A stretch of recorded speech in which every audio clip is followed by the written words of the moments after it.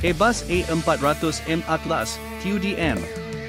Kategori: jenis, pesawat angkut strategik taktikal pelbagai guna. Fungsi utama: pengangkutan berat, logistik, kargo. Penerjunan udara, anggota dan peralatan. Misi bantuan kemanusiaan, bencana. Evakuasi perubatan, medivasi. Pengisian bahan api di udara, AAR, air-to-air refueling. Spesifikasi umum: pengilang, Airbus Defence and Space. Crew, 3-4 orang, juruterbang, jurutera penerbangan, Loadmaster. Enjin, 4 Europrop International EP400, D6 Turboprop. Kuasa setiap enjin, 11,000 shp.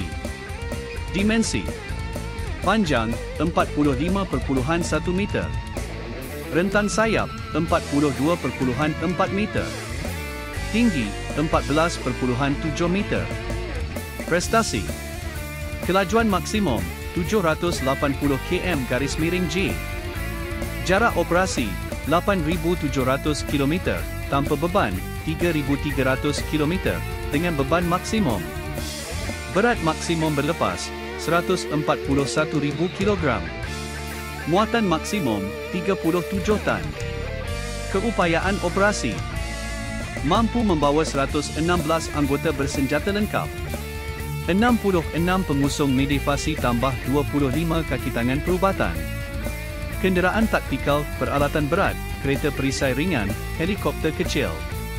Sistem pintu belakang boleh dibuka untuk penerjunan udara.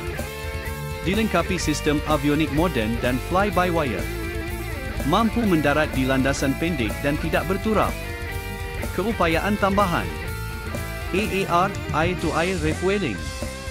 Boleh bertindak sebagai pesawat tangki. Menyokong pesawat tempur seperti Su-30 MKM dan F-A-18D. Peranan utama: misi strategik jarak jauh. Penghantaran bekalan ke kawasan pedalaman luar negara. Bantuan bencana antarabangsa, contoh, gempa bumi, banjir, pandemik. Status semasa: aktif sepenuhnya dalam TUDM. Antara aset paling berkeupayaan tinggi dalam Asia Tenggara. Menyokong peranan strategik Malaysia dalam operasi ketenteraan dan kemanusiaan.